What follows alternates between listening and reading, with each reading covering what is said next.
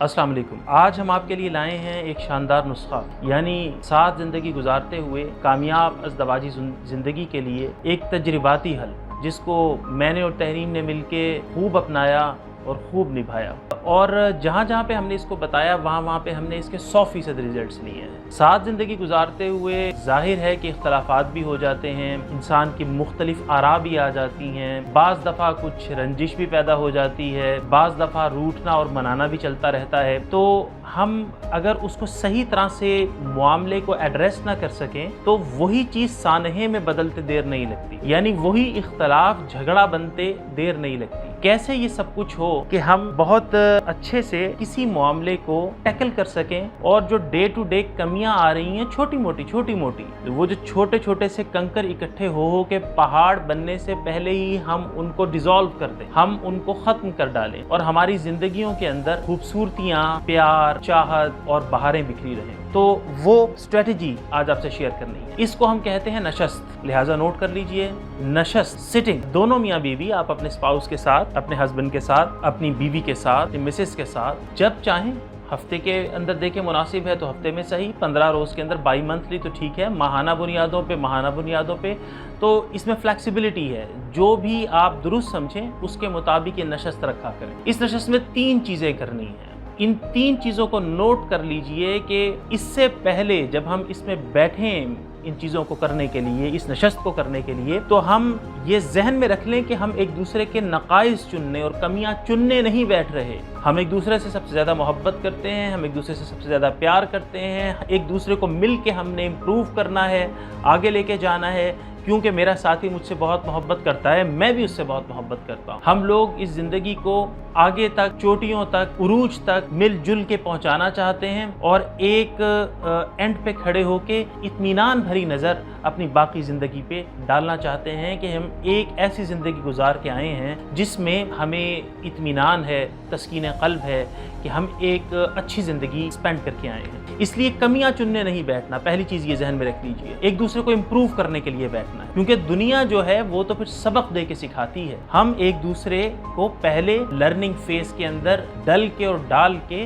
निखार भी सकते हैं, निखर भी सकते हैं। अब ये बेहतर है कि घर पे ना करें और बाहर किसी पार्क में चले जाएं, सबके इर्द गिर्द पार्क होते हैं, यानी घर के माहौल से निकल जाएं, उस 4 दीवारी से निकल जाएं। किसी खुदा ने गुंजाइश दे रखी है तो किसी रोमांटिक कैंडल लाइट डिनर के ऊपर इकट्ठे हो जाएं, किसी जूस शॉप पे चले जाएं, किसी आइसक्रीम पार्लर पे चले जाएं, मतलब कि घर से बाहर हो जाएं, ताकि वो जो घर के अंदर एक एनर्जीज़ फैली हुई हैं और एक रूटीन की एनर्जीज़ हैं उनसे निकल जाएं और जहन थोड़ा सा खुल जाए। वहाँ पे बैठें, एक दूसरे को इम्प्रूव करने के लिए, दोबारा कह रहा हूँ, नकाइस सुनने के लिए नहीं। ये इसलिए दोहरा रहा हूँ कि ये बहुत अहम चीज़ है, वरना ये सारी की सारी चीज़ रिन हो जाएगी, खंडर बन जाएगी, ये सारी एफर्ट नाकाम हो जाएगी। और वहाँ पे बैठ के 3 काम करने हैं हमने। पहली चीज़ जो हम और तहरीम किया करते थे वो मैं आपसे इसी तरह से शेयर कर लेता हूँ कि पहले वो शेयर करती या मैं शेयर करता और हम कहते कि वो कौन सी चीज़ें हैं जो मुझे आपकी शख्सियत में बहुत पसंद है। अब एक बोलता और दूसरा सुनता, यानी वो कौन सी चीज़ें हैं जो मुझे आपकी शख्सियत को महबूब बनाती हैं और मुझे बड़ी अच्छी लगती हैं, मुझे बड़ी खुशी होती है, मुझे बड़ा फ़ख्र होता है कि वो क्वालिटीज़ आपके अंदर हैं। मिसाल के तौर पे वो कहती हैं कि आप खराब बोलते हैं, आपके अंदर इखलास है, आप में तसन्नो नहीं है, बनावट नहीं है, तो इस तरह की और चीज़ें, आप मेरा ख्याल रखते हैं, मैं तकलीफ़ में हूँ तो मुझे चाय भी बना के दे देते हैं, वगैरह वगैरह। तो हर एक की डिफरेंट हो सकती हैं। एक पहले कहता,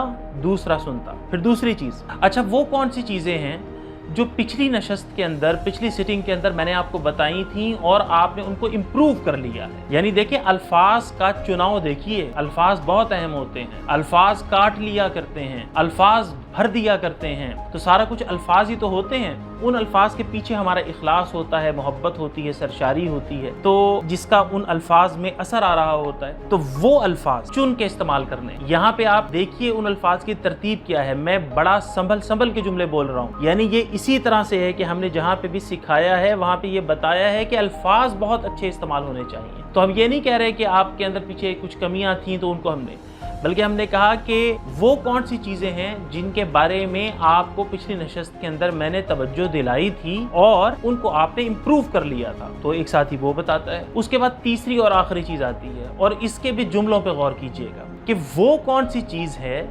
जो अभी आपकी शख्सियत में एरियाज ऑफ इम्प्रूवमेंट हैं या रूम्स वो इम्प्रूवमेंट हैं। हम ये नहीं कह रहे कि कमियां क्या हैं या नकाइस क्या हैं या जो ड्रॉबैक्स हैं वो क्या हैं, हम ये नहीं कह रहे हैं। अल्फाज मैंने कहा कि बहुत अहम है। हम कह रहे हैं कि वो कौन सी चीज़ें हैं जो आपकी शख्सियत के अंदर एरियाज ऑफ इम्प्रूवमेंट हैं, क्योंकि मुझे अच्छा बिल्कुल नहीं लगेगा कि मेरे साथी के ऊपर कोई तनकीस करे और उसका कहीं पे मजाक बने। तो मैं ही तो हूँ जो आपसे बहुत मुखलिस हूँ, इसलिए ये 1 2 3 4। अब एक साथी ये तीनों चीज़ें बताता, दूसरा खामोशी से उसको सुनता, फिर दूसरा बताता और पहला सुनता। तो ऐसे करके ये होता कि इस आधे पौने घंटे की नशस्त के अंदर ही मोहब्बत की हवाएं और चाहत की घटाएं आने भी लगती, बरसने भी लगती, और दिल के अंदर ही अंदर हमें महसूस होता कि एक बड़ी स्ट्रॉन्ग वाइब्स हैं जो एक दूसरे के लिए इत्मीनान की हैं, खुलूस की हैं, एक दूसरे को अपना लेने की हैं और एक दूसरे से मुकम्मल तौर पे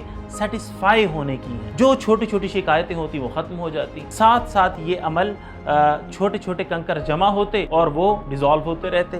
तो इसलिए ये एक ऐसी चीज़ है जिसका हमने हमेशा 100% रिज़ल्ट लिया है, और ये मैं नुस्खा आपको भी शेयर कर रहा हूँ। इसको अपनाइए, अप्लाई कीजिए और रिजल्ट लीजिए। और एक और आखिरी चीज़ इसमें रह गई कि बाज़ दफ़ा ऐसा होता है कि एक इंसान समझ रहा होता है अपनी समझ के मुताबिक, लेकिन वो सही नहीं समझ रहा होता, उसके सामने तस्वीर का दूसरा रुख नहीं होता। तो ऐसे में जब एक शख्स पहली अपनी पूरी बात बता चुकता और दूसरे को ये यकीन होता कि ये मेरा जो स्पाउस है वो सच और मेरी बेहतरी के लिए मुखलिस है, लेकिन वो ये समझता कि इसका एक और रुख है जो मेरे साथी के इल्म में नहीं है, तो वो ये बताता कि शायद आपके इल्म में ये नहीं था, लेकिन मेरा एंगल ये बात कहने का ये था, मेरा जाविया ये अमल करने का ये था। उसका नतीजा ये होता कि या तो वो जो पहले दोस्त ने, पहले स्पाउस ने, पहले आपके साथी ने कोई अपनी बात शेयर की थी जो एरियाज ऑफ इम्प्रूवमेंट की थी, या जो उसको समझ नहीं आ रही थी उसकी तस्हीह हो जाती, और अगर उसकी तस्हीह न भी होती तो भी यहाँ पर बात क्लियर हो जाती कि ये एक पॉइंट ऑफ डिफरेंस है, इसको हमने मैनेज कर लेना है, मिजाजों की वजह से हो सकता है। तो ये एक नशस्त है। 3 चीज़ें हैं, दोबारा दोहरा रहा हूँ आखिर के ऊपर, कि तनकीस के लिए नहीं बैठना, नकाइस चुनने के लिए नहीं बैठना, एक दूसरे को इम्प्रूव करने के लिए बैठना है, पॉजिटिव जहन के साथ बैठना है, नेगेटिविटी लेके नहीं बैठना। और 3 चीज़ें बतानी है। 1, वो कौन सी चीज़ें हैं जो मुझे आपकी शख्सियत में बहुत पसंद है। 2, वो कौन सी चीज़ें हैं जो पिछली नशस्त के अंदर, सिटिंग के अंदर मैंने आपको तवज्जो दिलाई थी और आपने उनको इम्प्रूव कर लिया। 3, वो कौन सी चीज़ें हैं जो आपकी शख्सियत के अंदर एरियाज ऑफ इम्प्रूवमेंट हैं, रूम्स फॉर इम्प्रूवमेंट हैं। तो ये 3 चीज़ें हमने एक दूसरे से शेयर करनी है, और ये तोहफा है आपके लिए। खुश रहें, सब्ज रहें, जगमगाते रहें, और ढेरों दुआएं आपके लिए, और अपनी तन्हाई की दुआओं में, मुखलिस दुआओं में हमें भी याद रखें।